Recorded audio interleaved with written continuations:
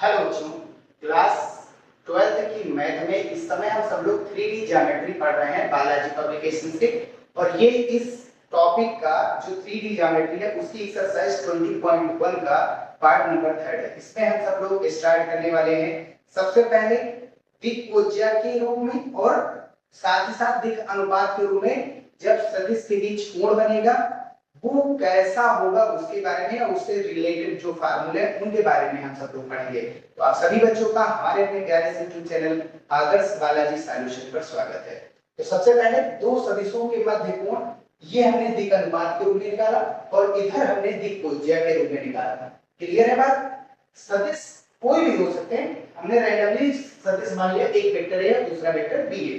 Vector B की value जैसे कि हम हर एक क्वेश्चन में मानते हैं a1 i cap b1 j cap plus c1 k cap b a2 i cap plus b2 j cap plus c2 k cap। अब इन दोनों सदिशों के बीच हमें कोण निकालना है। अब दोनों सदिशों के बीच कोण हमने क्या नाम दे दिया? थीटा। कोण दो रूपों से हम निकाल सकते हैं, दो तरीकों से हम निकाल सकते हैं सदिश में। कितने तरीकों से भैया? दो तरीकों से। पहला तो हमारा है वेक्टर a और b का डॉट प्रोडक्ट जो कि होता है ab cos थीटा। थीटा होता है a और b के बीच बना कोण। ये हमारा वेक्टर a है और ये हमारा वेक्टर b है। हमने मान लिया कोण कितना बन रहा है? थीटा। और दूसरा है इन दोनों का cross product a cross b जो कि क्या होता है? a b sin theta n cap. और जब बात आती है n कैप की तो उसकी वैल्यू 1 होती है और वो परपेंडिकुलर होता है a और b दोनों की। ठीक है, यहाँ पर ये डायरेक्शन को बताता है, ये a क्रॉस b जिस भौतिक राशि को व्यक्त करेगा उसकी डायरेक्शन।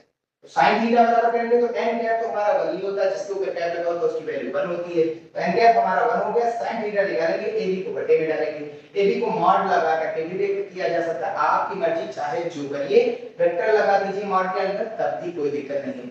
आप ऐसे भी लिख सकते हैं और लेकिन अगर वेक्टर लगाए तो मॉड जरूर लगाना पड़ेगा। तो ये चीज याद रखिए, cos थीटा बराबर a डॉट b और बटे में ab हो जाएगा और sin थीटा बराबर a क्रॉस b बटे mod of a mod of b। a cross b कैसे निकाला जाता है? तो a क्रॉस b को हम सारणी के मेथड से निकालते हैं। किस मेथड से भैया निकालते हैं? सारणी।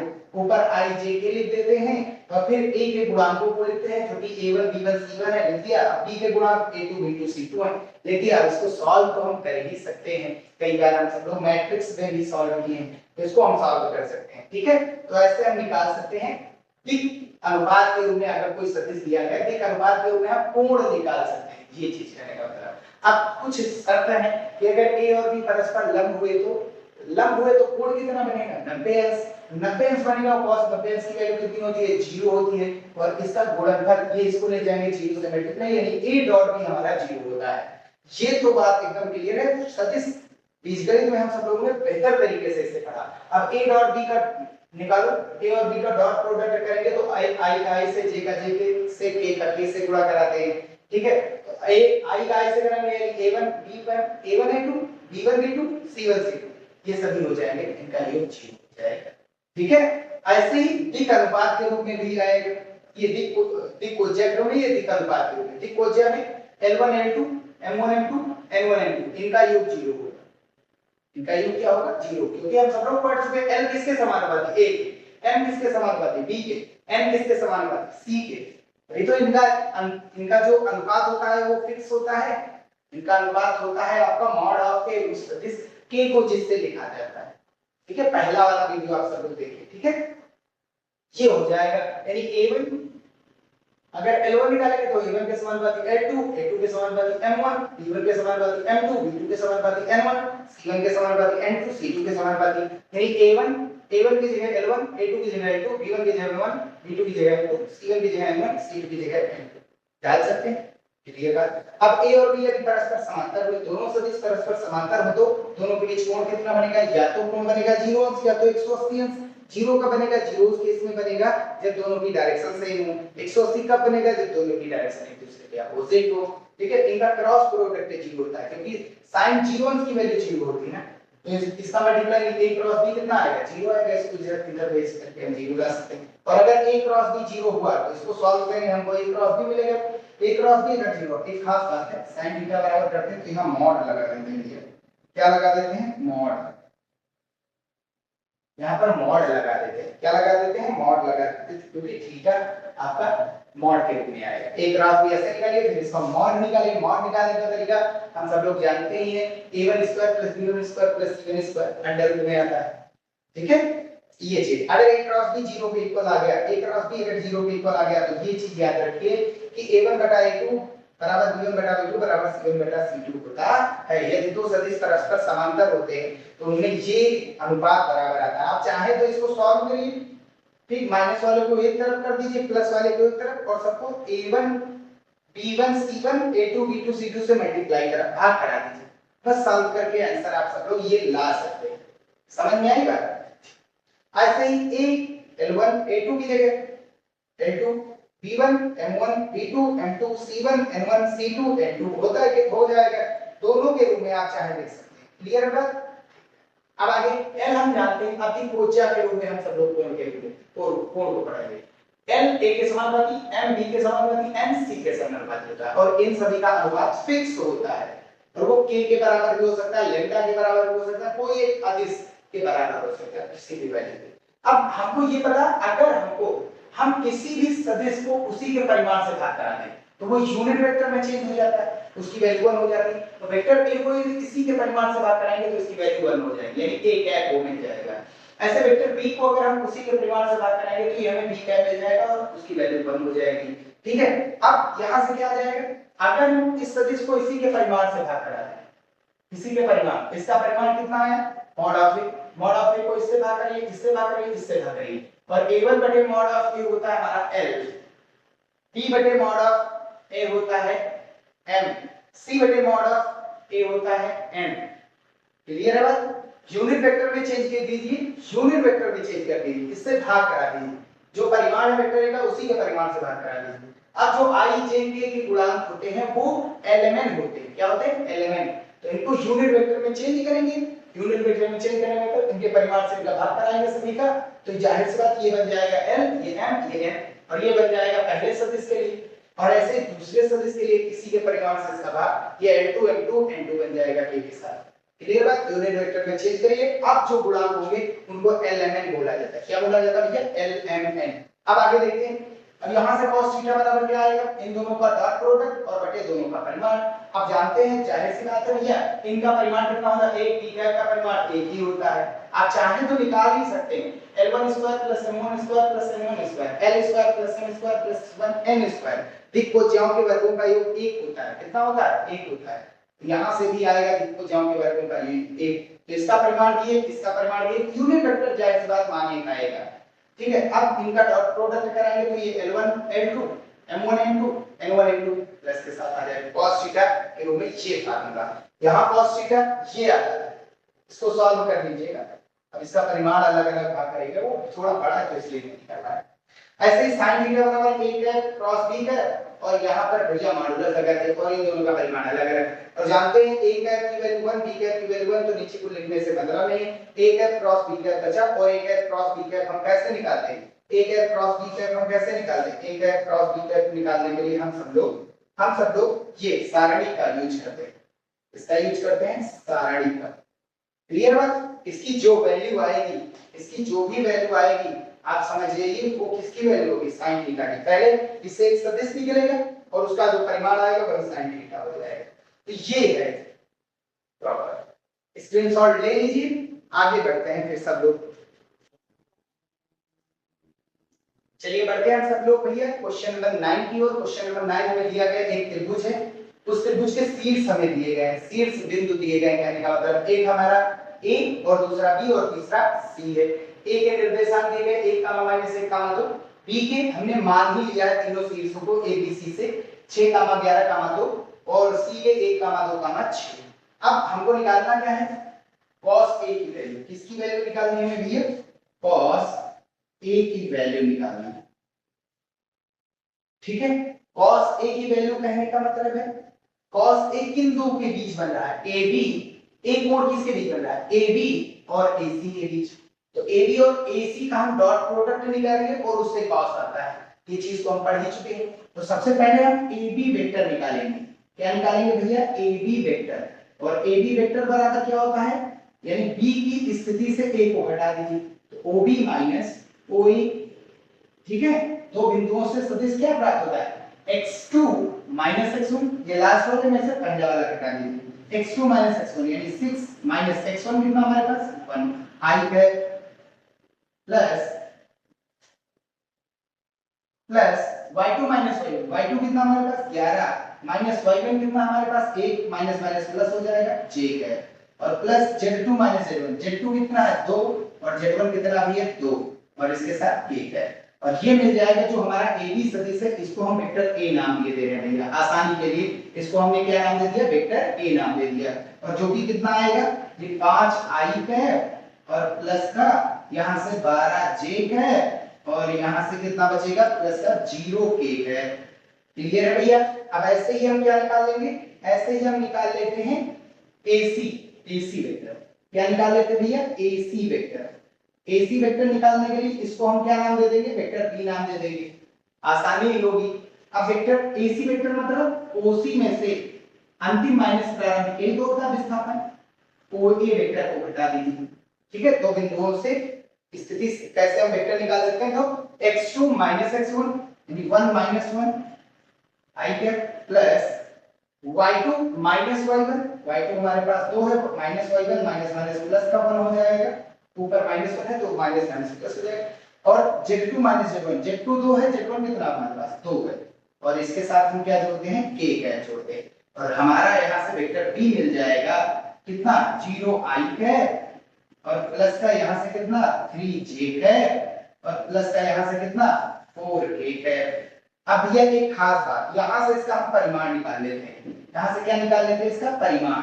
वेक्टर b का परिमाण कैसे निकाला जाता है, अंडर रूट किसी भी सदिश का परिमाण यानी इसके गुणांकों का वर्ग करके जोड़ दो, 0 का स्क्वायर प्लस 3 का स्क्वायर प्लस 4 का स्क्वायर, सॉल्व करेंगे कितना आएगा, कितना आ जाएगा ये 3 3 9 4 4 16 16 और 9 25 जो कि कितना आ जाएगा 5 यूनिट आ जाएगा। ऐसे ही यहां पर हम निकाल लेते हैं, ऐसे ही हम यहां पर निकाल लेते हैं, यहां से हम किसकी वैल्यू निकालेंगे वेक्टर मॉड ऑफ a की वैल्यू, a की वैल्यू कितनी आएगी वेक्टर a की वैल्यू, तो ये 5 का स्क्वायर और प्लस 12 का स्क्वायर और प्लस यहां पर कितना है 0 इसका स्क्वायर, तो 50 25 और 50 25 12 बनी 144 यानी टोटल 169 बचा, 169 मतलब 13 यूनिट आ जाएगा। मॉड ऑफ a और b का परिमाण होता है। अब हमको पता है AC और AB और AC के बीच ही कोण कौन बन रहा है, a बन रहा है, तो हम क्या करेंगे cos थीटा बराबर निकालेंगे, यहां से फार्मूला लगाएंगे यानी इन दोनों का डॉट प्रोडक्ट ऊपर, AB और AC का डॉट प्रोडक्ट हम ऊपर निकालते हैं और इन दोनों का परिमाण नीचे रखते हैं, यही तो रूल है। जिन दो सदिशों के बीच हम निकालने जाते हैं कोण, उनका डॉट प्रोडक्ट ऊपर और नीचे उनका परिमाण, cos थीटा के साथ क्रॉस प्रोडक्ट होता है जब sin थीटा आता, तो यहां से कितना हो जाएगा ये, यहां से हम वैल्यू डालेंगे a और ab को हमने क्या नाम दिया वेक्टर a, ac को हमने क्या नाम दिया वेक्टर b और इन दोनों का परिमाण नीचे यानी mod of a mod of b। तो यहां से cos थीटा की वैल्यू कितनी हो जाएगी भैया, इन दोनों का डॉट प्रोडक्ट निकालिए a और b का, a हमारा वेक्टर a कितना है 5i है प्लस 12j है और प्लस का 0k है और इसका डॉट प्रोडक्ट हमको b के साथ लेना है, b हमारा कितना है 0i है और प्लस का 3j है और प्लस का 4k है, यही तो है ना, और इन दोनों का परिमाण नीचे, परिमाण a का कितना आया है 13 यूनिट और b का कितना आया है 5 यूनिट। ठीक है भैया, अब इसको सॉल्व करते हैं तो ये कितना हो जाएगा, अब i का i के साथ 5 लिए 0 और ध्यान से देखिए गुणांकों का गुणांक से i का i के साथ डॉट प्रोडक्ट 1 होता है, 12 या 36 और j का j के साथ डॉट प्रोडक्ट 1 होता है, 0 का 4 से मल्टीप्लाई 0 और k का k के साथ डॉट प्रोडक्ट 1 होता है और बटे नीचे 13 बचे 65।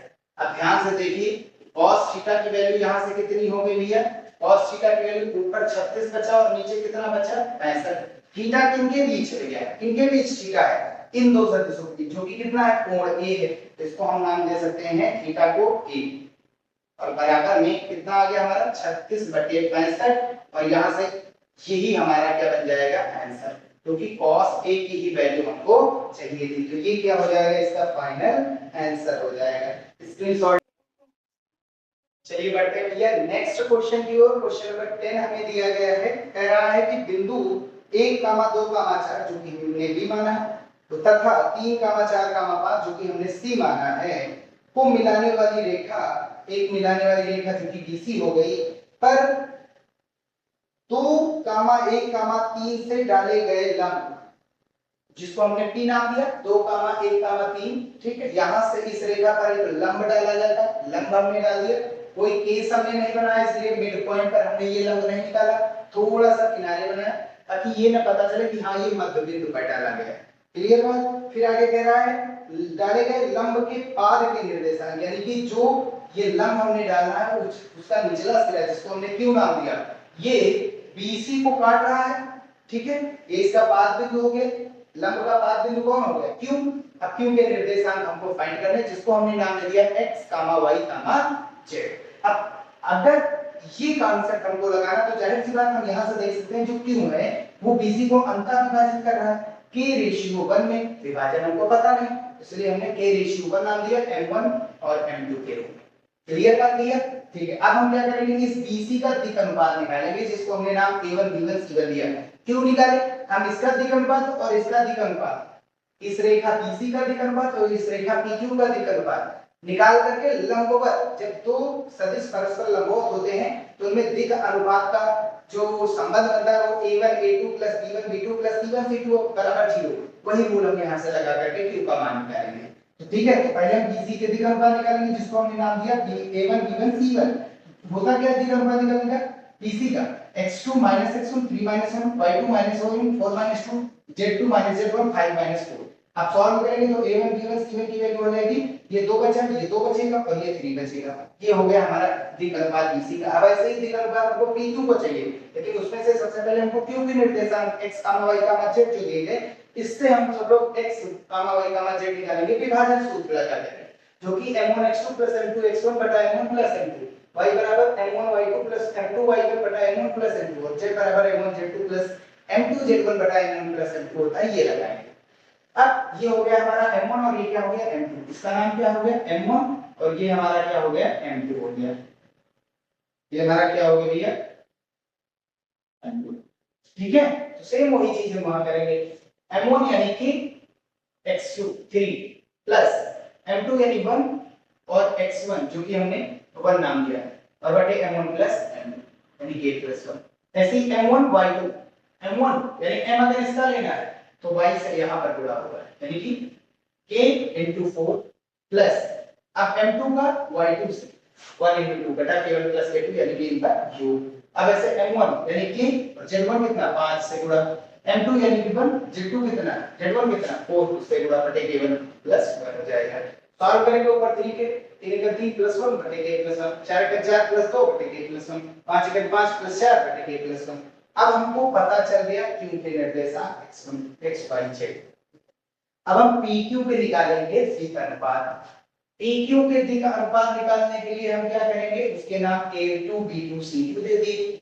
अब इसको निकालने के लिए दिक् अनुपात निकालने का रूल क्या है, x2 - x1 यानी x - 2, y2 - y1 यानी y - 1, z2 - z1 z2 है z और z1 कितना है 3, ये कर देंगे। अब x y z की वैल्यू हम यहां से उठा करके यहां पर रख देंगे, रख दिया। अब इसको सॉल्व करेंगे, अब इसको सरल करने के लिए 2 * 2 माइनस का 2 * 2 माइनस का और बटे k प्लस 1। अब इसको सॉल्व करेंगे, -1 का k से मल्टीप्लाई माइनस के -1 का 1 से -1 और बटे में k प्लस 1, 3 * 3 माइनस का और 3 * 3 और माइनस का ये भी हो जाएगा और बटे में k प्लस 1। सॉल्व करेंगे ऊपर k - 1 नीचे k प्लस 1 आएगा और इधर सॉल्व करेंगे तो 3k प्लस 1 बटे k प्लस 1 आएगा कि 4 में से 1 गया 3 और 2 में से 1 गया 1, नीचे k प्लस 1, 5 में से 3 गया 2 और 4 में से 3 गया 1 बटे k प्लस 1।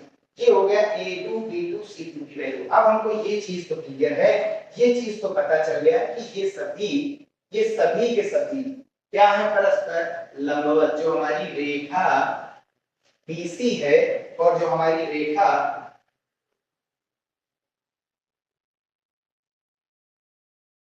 ये हो गया, ठीक है। जो हमारी रेखा BC और PQ वो परस्पर लंब है, रेखा BC और PQ परस्पर क्या है, लंब है। तो BC लंब है किस पर, PQ पर। और जब दो रेखाएं परस्पर लंब होती हैं वहां पर फार्मूला क्या लगता है, वहां पर फार्मूला लगता है A1 डी का अनुपात वाला A1 A2 plus B1 B2 plus C1 C2 बराबर क्या होता है 0। इन दोनों का डॉट प्रोडक्ट 0 होता है, यानी कि यही तो आया था। अब हम A1 A2 का मल्टीप्लाई कराएंगे, यहां से इसको सॉल्व करते हैं, यहां से इसको हम सब लोग सॉल्व करते हैं। A1 हमारे कितना है 2 गुणा A2 हमारे पास k माइनस 1 बटा k प्लस प्लस B1 जो कि 2 है और B2 कितना है 3k प्लस 1 और बटे में k प्लस 1 प्लस C1 जो कि 3 है, C2 कितना है 2k प्लस 1 और बटे में k प्लस 1 और बराबर में कितना होगा 0। इसको सॉल्व कर लेते हैं। सबका एलसीएम कितना है k प्लस 1 है, उसको हमने लिख दिया k प्लस 1। अब ऊपर सॉल्व करो 2 से गुणा 2 एकम 2 के माइनस 2 प्लस यहाँ 2 से गुणा 2 या 6 के प्लस 1 2 एकम 2 प्लस यहाँ से 3 दूनी 6 की 6 हाँ 6 की और ये 3 एकम 3 और बराबर में कितना हो गया 0। इसको इधर ले जाओ 0 हो गया। अब यहाँ से 2 माइनस 2 प्लस खत्म हो जाएगा। अब सॉल्व करिए 6 6 12 12 और 2 कितने हो गए 14 12 और 2 कितने हो गए 14। सॉल्व थोड़ा यहाँ पर थोड़ी सी एक गलती हुई है भैया, और वो गलती हुई है यहाँ पर।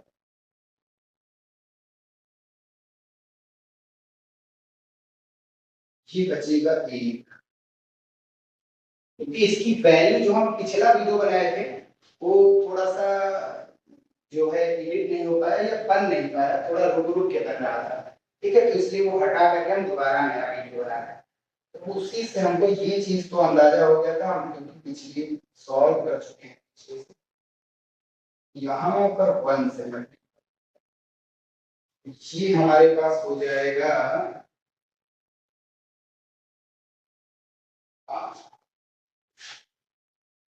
इसको सॉल्व करते हैं 2k और ये प्लस का 1 इक्वल्स टू 0। ये तो इधर चला जाएगा, पूरा काम खत्म। अब यहां से कितना बचा 6 और 4 10 10 की और प्लस का यहाँ पर कितना बचा 1 बचा। अब बराबर में कितना गया 0। k की वैल्यू यहां से कितनी बचेगी -1/10। k की वैल्यू ये बार इधर माइनस और 10 बटेंगे। अब ये वैल्यू उठा करके हम यहाँ पर डाल देते हैं। अगर यहाँ पर डालेंगे वैल्यू तो k की जगह पर -1/10 -3/10 प्लस 1 बटे में -1/10 प्लस 1 यहाँ पर -4/10 प्लस 1 हाँ सॉरी 2 और बटे में -1/10 प्लस 1। यहाँ से सॉल्व करेंगे -1 5/10 प्लस 4 और बटे में यहाँ पर -1/10 प्लस 1। तो इसको सॉल्व करेंगे तो 10 एकम 10 प्लस का 3 माइनस का बचेगा कितना 7/10 और बटे में 10 एकम 10 प्लस का और 1 माइनस का बचेगा 9/10। 10 से 10 खत्म, ये बचा कितना 7/9 हो गया x का मान। ऐसे ही 10 दूनी 20 में से 4 घटाएंगे तो 16/10 और 10 एकम 10 में से गया बचेगा 9/10। नीचे तो 9/10 ही लगा रहा है, ये बच गया 16/9। नीचे तो 9/10 ही आएगा नीचे। अब 10 चौक 40 में से 5 गया 35 बटे में कितना 10। अब 10 से 10 खत्म, कोई कैंसिल नहीं करना लास्ट में क्योंकि 10 कैंसिल हो जाएंगे अपने आप। अब x y और z मिल गए यानी जो कि q के निर्देशांक थे, तो लंबपथ के निर्देशांक 7/9 कामा 16/9 कामा 35/9 आएगा। ये आंसर है। ठीक है, चलिए हम बढ़ते हैं नेक्स्ट क्वेश्चन को। क्वेश्चन नंबर 11 हमें दिया गया है कि a b c d ये 4 हमें दिए गए हैं बिंदु। ठीक है, और इनके निर्देशांक पता है और हमको बताना है रेखा AB A और B से जो रेखा बनेगी और C और D जो पॉइंट मिलाएंगे तो उनसे जो रेखा CD बनती है उनके बीच कोण कितना आएगा। तो सबसे पहले हम ए बी रेखा निकालेंगे, यानी कि बी में से ए x2 x1 i cap, y2 y1 j cap, z2 z1 k cap. अब यहां से ए बी को हमने नाम दिया वेक्टर की, तो ये बन जाएगा हमारा यहां से i कैप 1 i कैप यानी i कैप, और यहां 6 में से 2 4 गया 2 बाई जो 2 j कैप और 3 5 2 k कैप हो जाएगा। अब इसका परिमाण कितना आएगा, अंडर रूट 1 का स्क्वायर, यहां पर गुणांक कितना है 1, यहां का गुणांक कितना है 1, तो 1 का स्क्वायर प्लस 2 का स्क्वायर प्लस माइनस 2 का स्क्वायर, 2 दूनी 4 2 दूनी 4 और 1 एकम 1 यानी 4 4 8 9, रूट का 9 यानी कि 3 यूनिट हो जाएगा। ऐसे CD मतलब D में से C का घटा लो, x2 x1 minus plus 1 i cap, y2 y1 0 2 j cap, z2 z1 5 2 k cap. Solve करेंगे 2y कैप, यहां से -2j कैप और यहां से 1k कैप। इसका परिमाण अंडर रूट ये 2 का स्क्वायर, ये -2 का स्क्वायर और ये 1 का स्क्वायर, जोड़ दीजिए तो टोटल 9 आएगा और 9 मतलब रूट 3। अब जो ए और AB और CD के बीच कोण पूछ रहा है, और AB और CD को हमने नाम क्या दिया, AB और CD को हमने नाम दे दिया A वेक्टर और B वेक्टर। तो A और B वेक्टर के बीच कोण निकालना है, A और B वेक्टर के बीच क्या निकालना भैया, हम लोगों को कोण निकालना है। ये हमारा वेक्टर A है, ये हमारा वेक्टर B है, इनके बीच कोण कितना है थीटा, तो उसको निकालने का फार्मूला है cos थीटा बराबर A dot B upon A mod of A into mod of B, दोनों का डॉट प्रोडक्ट बटे दोनों का नीचे परिमाण। अब वैल्यू डाल देते हैं यहां पर, डॉट प्रोडक्ट हम ऐसे ही डायरेक्ट निकालते हैं, A और B का डॉट प्रोडक्ट यानी I का I से, J का J से, K का K से, तो 1 2 एकम 2, फिर माइनस का चिन्ह आएगा, 2 दूनी 4 माइनस का, K का K से करो, 2 एकम 2 वो भी किसका माइनस, और बटे में कितना इनका परिमाण कितना है, ये 3 है, B का भी परिमाण 3 है, -2 + 2 खत्म, कितना बचा -4 बाई 3 तरह की 9। अब यहां से थीटा बराबर करेंगे तो क्या आ जाएगा, cos इधर इनवर्स में हो जाएगा, कितना -4/9। और ये फार्मूला होता है कि अगर cos इनवर्स माइनस का x है तो उसको हम लिख सकते हैं pi minus cos inverse x, लिख सकते हैं pi minus cos inverse x। यानी इस माइनस चिन्ह को हटाने के लिए अब आगे हमको इसको किससे घटाना पड़ेगा, पाई से घटाना पड़ेगा, और ये इसका फाइनल आंसर। वैसे आंसर ये भी हम लिख सकते हैं यहाँ पर ये, लेकिन एग्जैक्ट आंसर आपका ये है, ठीक है। ये टोटल हो गए, टोटल 11 नंबर हो गया। अब जो अवशेष बचे हुए हैं उनको हम सब लोग नेक्स्ट वीडियो में कंप्लीट करेंगे। वीडियो यहीं पर समाप्त करते हैं। वीडियो पसंद आया हो तो इसे लाइक, और इस चैनल पर नए आए हो तो इसे सब्सक्राइब जरूर कर लीजिएगा। मिलते हैं फिर भैया नेक्स्ट वीडियो में।